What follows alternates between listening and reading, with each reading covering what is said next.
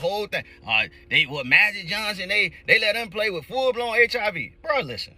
You can't catch no HIV, shaking no hands, hugging, coughing, running up and down no court, but you can catch COVID that way. This is Florida's own Plies. Let's just call it what it is.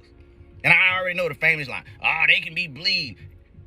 HIV gets transmitted through blood, with needles, with unscreened blood, birth, unprotected sex. That's how that get contracted. The reason he's doing this is because there is an Islamic invasion into our government offices right now. The right wing, I don't know the exact number, but there were quite a few. We had that woman out of Minnesota. Specifically pro-insurrectionist Congresswoman Marjorie Taylor Greene tweeted something really, really, really dumb. Thing is, she's not actually stupid. She just thinks her constituents are. And she wasn't alone.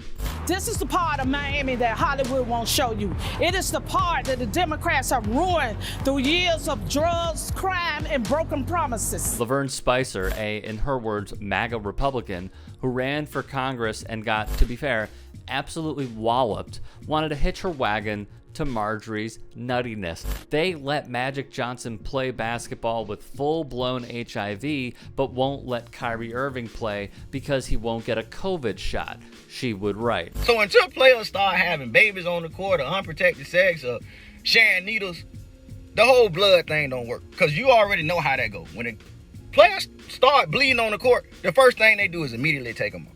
Look, the fact that this even has to be discussed is troublesome. I sincerely worry about right-wing ideologies a lot.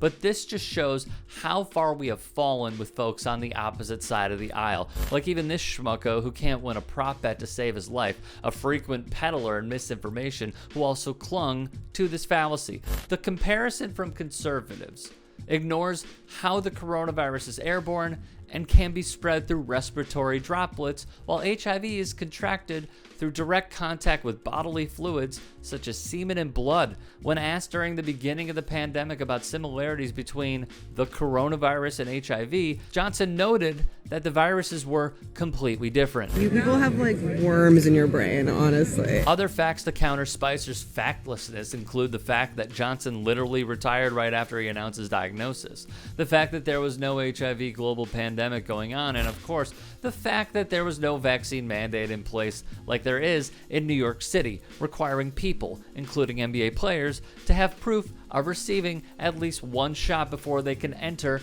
indoor gyms. I mean, guys, even the freaking conservative MAGA outlet Washington Examiner wrote the NBA doesn't ban someone from playing with HIV because there is not much risk of getting HIV in a game. When someone bleeds, the game stops and trainers try to rectify the situation. HIV largely spreads through unprotected sexual acts and sharing needles. Former NBA coach Stan Van Gundy, brother of ex-Knicks coach and current ESPN broadcaster Jeff Van Gundy, tweeted, "Marjorie, the facts of the entire sitch with the cherry on top being shocked MTG didn't understand that. She always seems so well informed."